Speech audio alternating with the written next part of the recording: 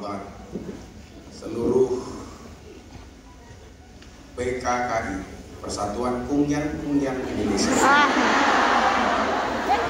Jenenge nyeleneh. Beli gorengan di pasar Minggu. Ada gajah minumnya susu. Hai para Kungyan, apa kabarmu? Izinkan Gus Miftah mengucapkan I love you. Yakinlah, langit itu punya pelangi untuk dibanggakan. Gus Miftah punya Kungyan untuk dipertahankan.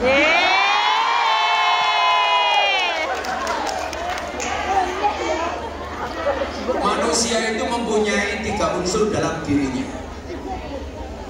Yang pertama jasad, yang kedua akal, yang ketiga hati. Masing-masing unsur ini punya konsumsi masing-masing. Jasad itu konsumsinya apa? Manusia menjaga kesehatan jasad atau tubuhnya melalui makanan yang bergizi, betul? Artinya apa? Fisik kita, tubuh kita, metabolisme kita itu tergantung apa yang kita makan.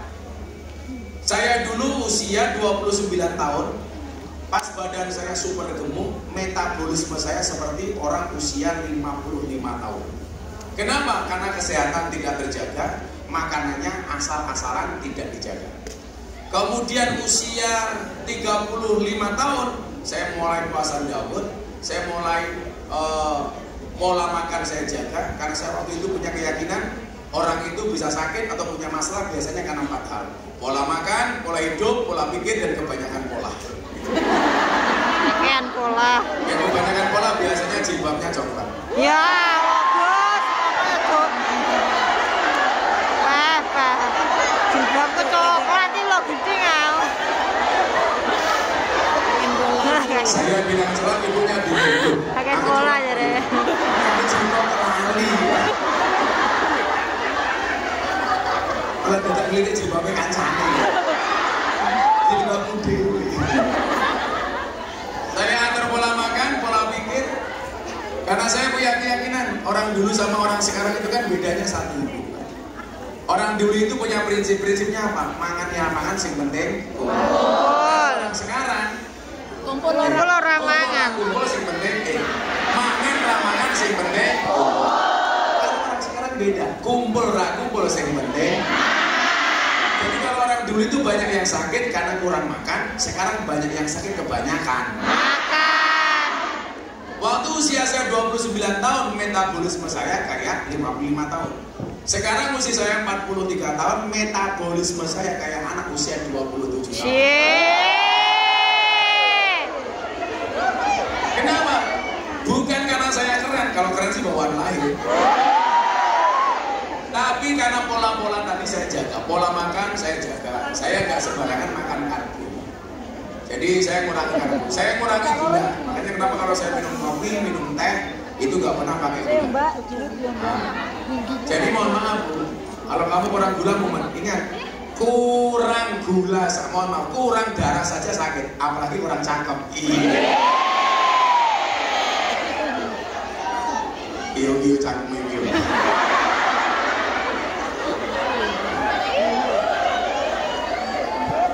Jadi pola, makanya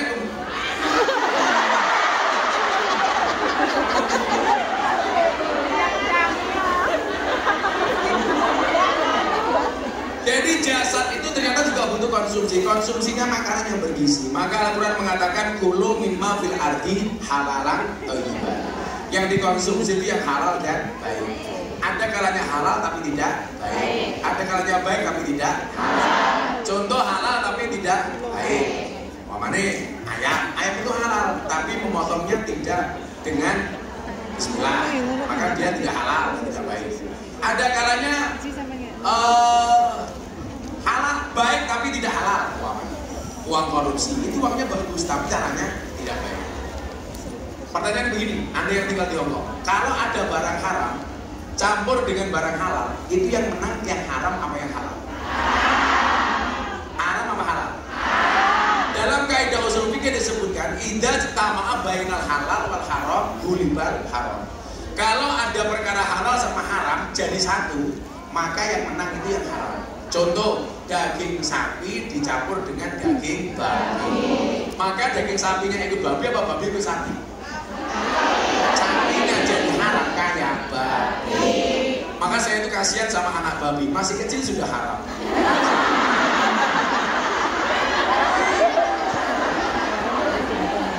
Kecilnya haram. Rambutnya hanya atas potong. Babi itu kalau jalan, rambut apa? Kenapa anak babi kalau jalan menunduk dia malu? Beda kalau anak kancil itu jalannya girang loncat-loncat. Dia bangga karena bapaknya bukan babi. Babi itu mengandung apa bu? Cacing pita, salah. Babi itu mengandung anaknya. Soalnya anaknya bujuk. Nah, demikian juga dengan penampilan fisik. Fisik pun penampilannya juga butuh dijaga. Dengan apa? Dengan dirawat. Makanya dalam merawat wajah itu, dalam menjaga tubuh, itu ada dua bahasa. Eksplorasi sama eksploitasi. Eksplorasi itu apa? Eksplorasi itu kalau kamu merasa wajah kamu kurang cakep, kamu bedahi itu boleh.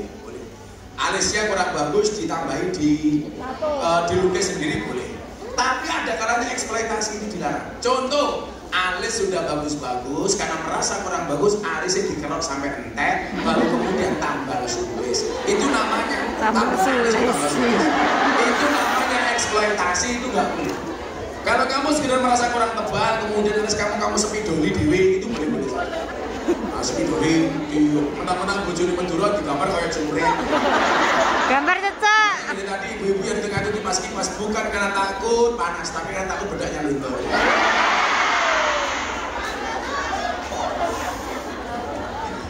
Jadi bedakan ya eksplorasi sama eksploitasi. Kamu merasa wajahnya kurang bagus sedikit, udah Viva nomor 4. Atau kamu beli kompres atau kompres kan? Sedikit. Lagi beli fresh care. Itu mau pakai krim malam, krim pagi itu boleh-boleh saja. Ya nggak boleh itu boleh berlebihan, eksploitasi. Merasa kurang mancung, hidungnya disontek, solikin gitu. Ada silikon, dokternya yang nyontek namanya dokter solikin.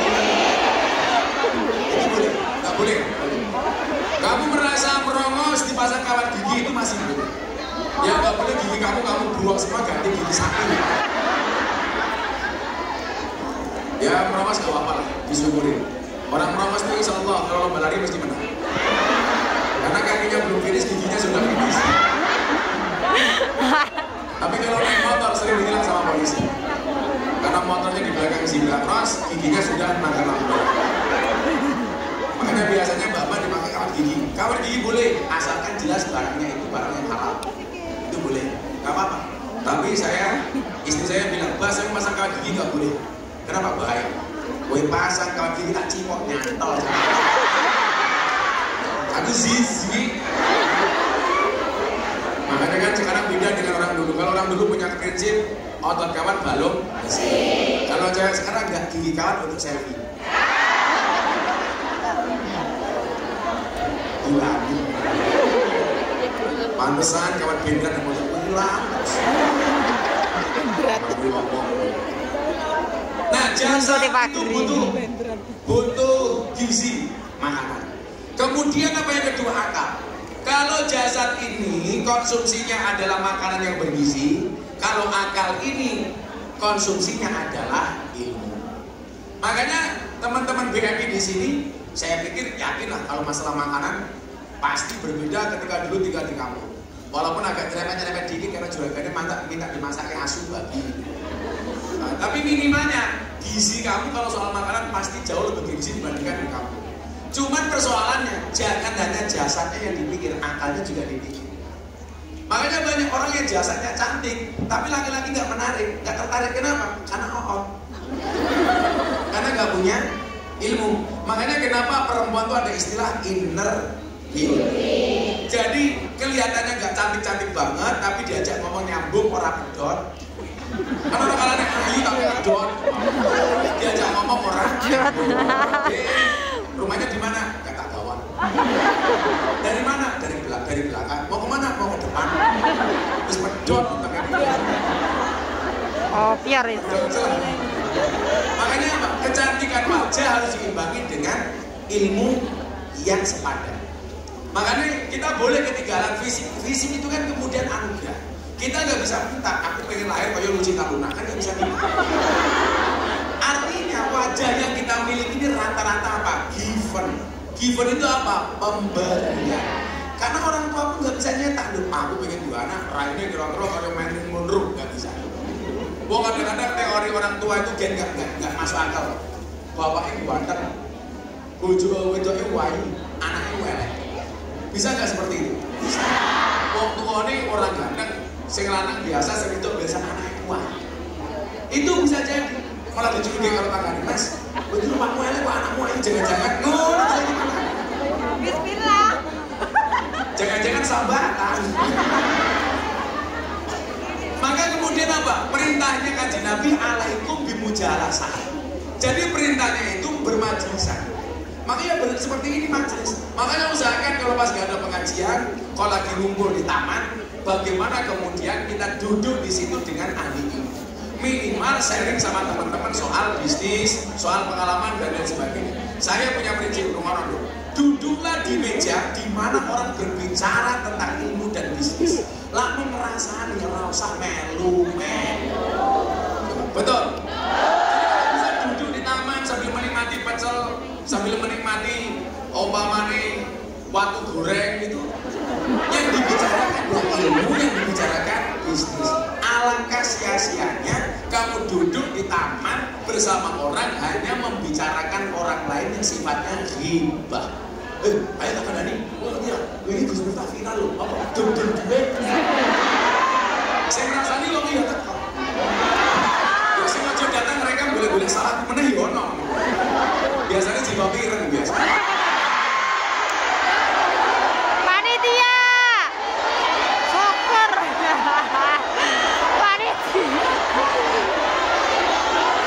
Panitia nih kena.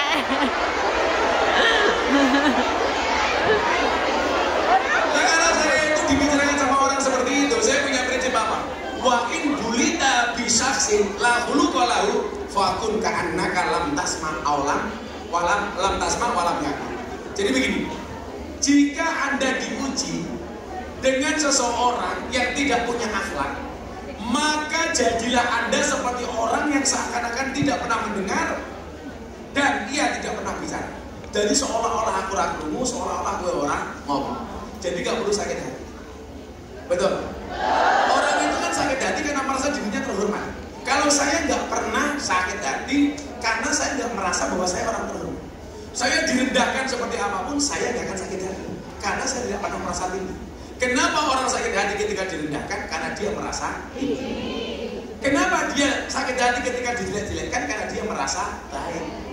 Maka kemudian orang Jawa mengatakan lebih baik merasa jelek daripada merasa baik. Rumangsa dosa kuwi luwih apik daripada rumangsa suci.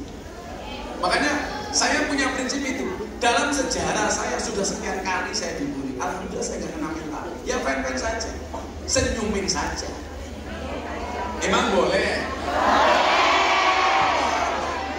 Rugi dong. Jadi dia duduklah di meja di mana orang-orang berbicara tentang ilmu dan bisnis. Saya sejak kuliah nggak pernah saya itu berteman dengan orang seusia saya. Karena ketika saya waktu itu berteman dengan seusia saya, sih dibicarakan mau pacaran, terus malam minggu ngapel kayak gini, terus ketemu pacaran kayak gini.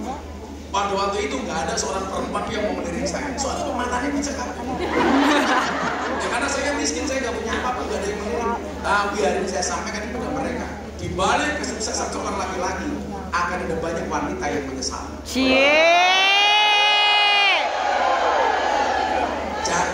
Jadona. Itu nggak laku, karena teman-teman saya punya motor semua, saya nggak punya motor. Malah saya narik beca.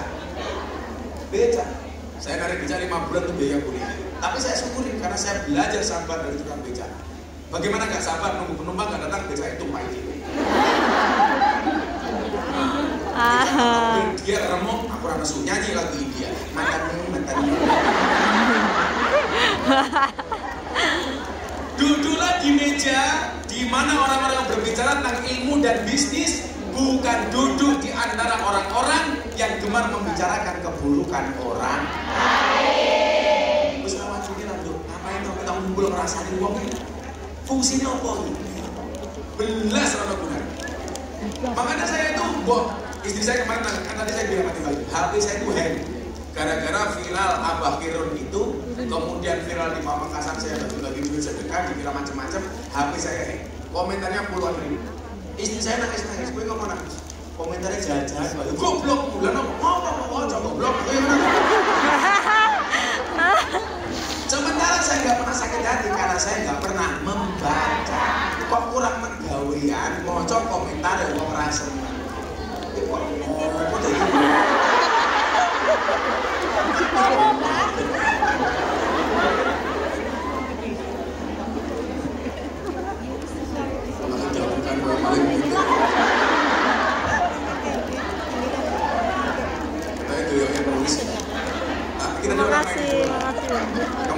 Kamu tahu bola apa yang paling ngakitin?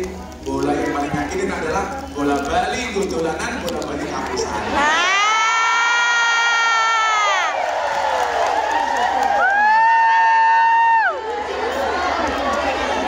Ulangi. Ada ibu-ibu yang curhat, belum bisa move on dari suaminya. Ingat, ayo daripada kamu nangis, saya cek lagi rekaman. Kalau semua menolong buat ulangi. Ayo dengar. Bagi kamu yang belum bisa move on, dengerin.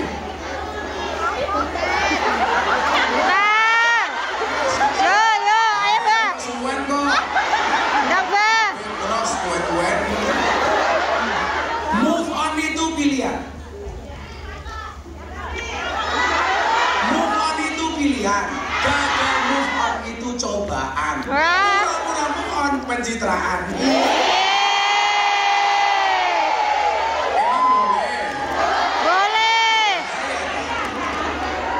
Ya, bahaya.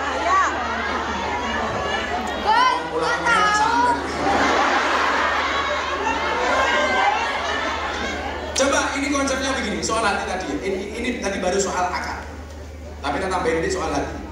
Didiklah hati agar tidak mudah berbangga diri. Dan didiklah mata agar tidak mudah memandang rendah orang. Saya itu pada satu fase yang orang mau ngomong apa saya nggak gagas. Saya itu pernah kehilangan motivasi. Jadi terakhir saya diundang sama presiden itu di acara hari ulang tahun Partai Golkar. Bahkan tangganya itu waktu itu menyesuaikan saya. Pokoknya Gus Miftah kapan bisa disesuaikan dengan Pak Jokowi. Karena Pak Jokowi itu kalau ada pengajian, wis senengnya ngundang Ustadz Kender kalau saya. Kan saya bilang sama Pak Jokowi, Pak Presiden dulu rata-rata presiden Indonesia itu punya pelawak, punya kiai. Jadi kalau dia haus secara rohani itu ngundang kiai, kalau dia butuh hiburan itu ngundang pelawak. Makanya dulu Pak Harto itu punya pelawak dari Jogja namanya Basir. Satu-satunya presiden yang tidak punya pelawak itu hanya satu, Gus Dur. Kenapa? Karena Gus Dur lebih lucu daripada pelawak. Lah Pak Jokowi itu gara-gara sedengar itu dia akhirnya ngundang kiai sing lucu, dia cakep Miftah. Makanya saya paling sering diundang sama Pak Jokowi. Ya kalau Pak Jokowi ketemu saya, alhamdulillah beliau senyum-senyum. Saya minimal masalah-masalah negara yang beliau hadapi, saya bisa menghibur beliau dengan pengajian saya lah. Jadi mohon maaf, akal ini harus diupdate terus. Apalagi nanti kita akan menghadapi satu masa di mana masa ini jelas berbeda dengan masa kita kecil. Makanya besok ketika Anda pulang jangan kaget, anak lebih senang nongkrong di kafe dibandingkan nongkrong di rumah sama orang tua. Ya. Alasannya apa Gus? Di rumah gak boleh main HP. Sopo sing kondo? Jangankan anak wong tuwane lo main HP. Suami istri di kamar, sing lanang chatting karo sopo, sing wedok chatting karo sopo. Ya melu guyu. Biasanya cinta pinju.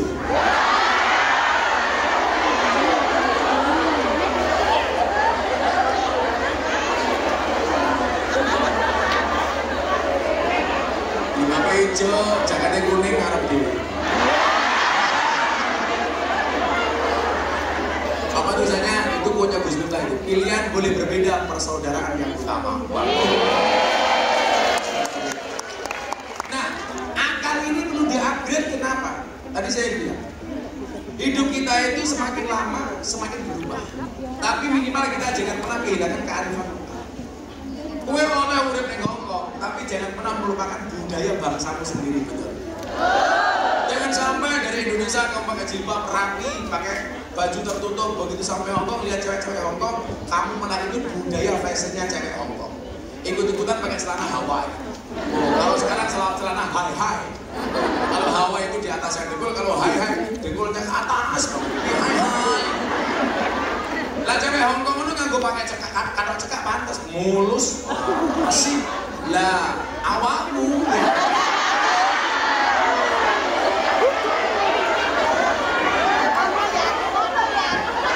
Aku sisi. Ya pada-padaan delok masih aja yang delok sing halus tuh. Nah, ya, kamu juga harus nutup-nutupi halus. Kuenek. Kowe dene raum. Kayak itu kalau ada oknum-oknum BMI di Hongkong yang berperilaku di luar kewajaran. Saya tuh ndeloknya uisin. Ya Allah, muga-muga cah kuwi rong tau ngaji karo aku ya Allah. Tetap ingat ya kata Gus Miftah ya. Tetaplah jadi baik dengan caramu sendiri, meskipun namamu tidak baik di cerita orang lain. Wah, ngomong lagi tak aja.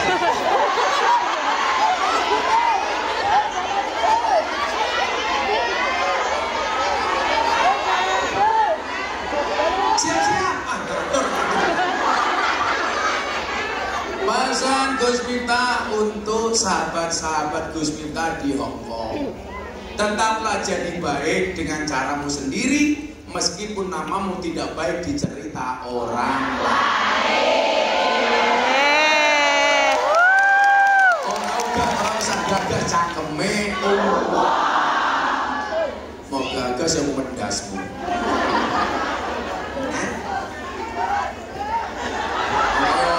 Awak iki cangkeme wong iki napa mboten? Dadi wong ora penak. Kere ra dikandheke, sugih dirasani jane. Piye saiki sugih lali karo aku? Jaman aku kere kowe Nandi. Ngomong bareng aja. Wong niku kere, omongane sapi apapun ra bakal digantheki. Wong sugih niku ngentut buntute rebutan. Ini apa betul? Kalau mau wis pokoknya tetap indah. Tetaplah jadi yang terbaik, meskipun namamu tidak baik di cerita orang. Lah, itu butuh ilmu, asupan ilmu. Makanya gini ya, saya kan bolak-balik sebenarnya ngomong sama seluruh BMI yang ada di mana-mana. Wis tau lah, saya nggak mau beliau. Saya itu pernah kehilangan motivasi. Waktu itu sebulan, saya diundang Pak Presiden itu 2 kali. Pas yang terakhir waktu itu, saya main namakan. Saya pikir begini, saya mau apa lagi sih? Saya kira sekarang di duit minimal lagi aku setiap pondok, ngaji karo bocah-bocah santri wis boleh. Mau apa lagi? Akhirnya karena waktu itu saya betul-betul 24 jam saya nggak tidur. Akhirnya jam 5 saya baru tidur. Begitu tidur bangun jam setengah 6, cuma 30 menit. Saya pikir begini. Kalau saya mendapatkan motivasi harus orang lain, saya salah. Kenapa? Karena selama ini saya dianggap menjadi motivator untuk orang lain. Itu artinya apa? Saya harus memotivasi diri saya sendiri. Jangan sampai kemudian kita ini bangkit harus nunggu dorongan dari orang lain. Maka kadang-kadang di antara kita ini aneh, mampu menjadi motivator untuk orang lain, tetapi tidak mampu memotivasi dirinya sendiri. Betul? Betul. Bilang sama Deddy Corbuzier. Deddy Corbuzier itu orang yang mampu menumbuhkan motivasi untuk orang lain, tetapi tidak mampu menumbuhkan rambutnya sendiri. Sengaja digundul, Pak. Ini mesum-mesum kan ke tempat saya udah lama, buat haji tahun ini. Ayo putra, kamu haji. Yuk, untuk sambung haji, ada tawaran kerja tuh, tawaran kerja bareng. Mau apa? Iklan sampo. Mantap itu.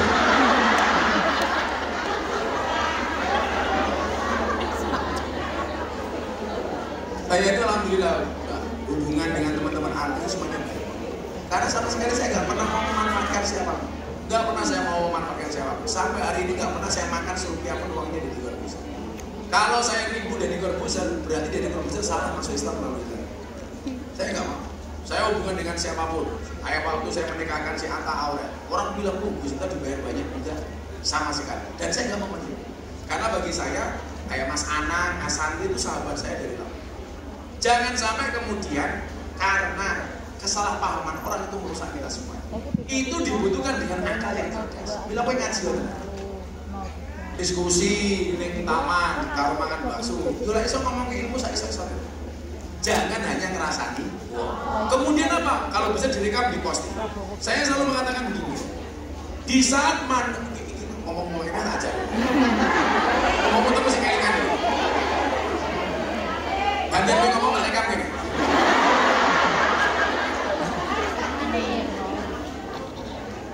Wes. Di saat banyak manusia tidak malu untuk menyebarkan maksiat, lalu kenapa kamu harus malu untuk menyebarkan postingan nasihat? Cie, masuk. Apa sih ibu ini ngerekam silitku?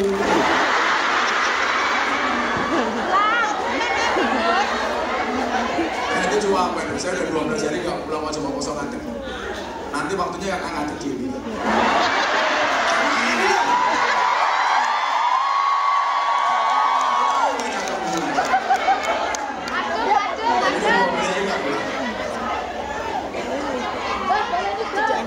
Kalian tahu nggak? Ini udah bukan. Kalian tahu nggak cita-cita saya itu apa? Saya ingin jadi marbot di masjid. Jadi saya itu pengen satu saat saya off dari dunia dakwah, dari dunia medsos. Aku di Medina ngelamar jadi tukang sapu Masjid Nabawi 2 bulan saja lah. Saya kemarin ngomong sama imamnya Masjid Nabawi. Saya ngelamar 2 atau 3 bulan lah jadi marbot masjid di Masjid Nabawi. Malah orangnya ketawa-ketawa, mudhik, dia ketawa, lucu kan? Kenapa? Kalau Gus minta jadi tukang masjid di sini nggak jadi nyapu, Gus. Ketemu orang Indonesia malah kita yang repot. Cai foto, cai foto. Masa ijek ngepel tidak selfie lah itu. Maksud saya apa? Ya kamu gak usah malu kamu kerja ngepel, kerja nyapu. Ngapain mah? Betul? Jangan takut hitam, jangan takut kotor. Ingat kamu itu kerja cari uang bukan cari muka. Jangan gengsi dengan pekerjaanmu, karena yang kotor hanya bajumu bukan uangmu.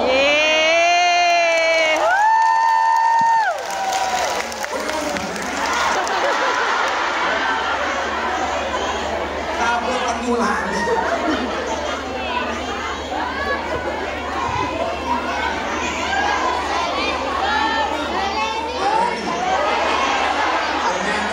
Coblosan yang diulangi.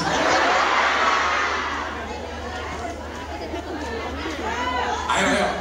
Jangan takut kotor, jangan takut hitam.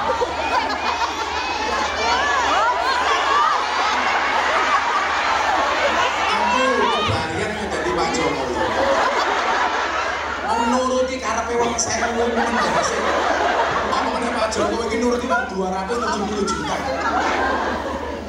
Lagi ya. Diwes. Jangan takut kotor, jangan takut hitam. Ingat kita itu kerja cari uang bukan cari muka. Jangan gengsi dengan pekerjaanmu, karena yang kotor hanya bajumu bukan uangmu.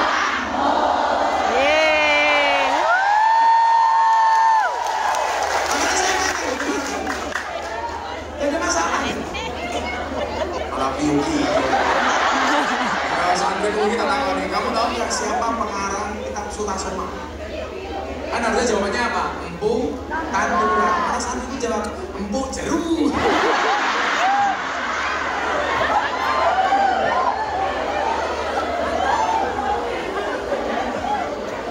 Kajian di taman sambil baca satu hadis, dipahami bareng-bareng, kemudian diposting. Tadi saya ini mau kata balik ini, ngomong tak aja. Ayo.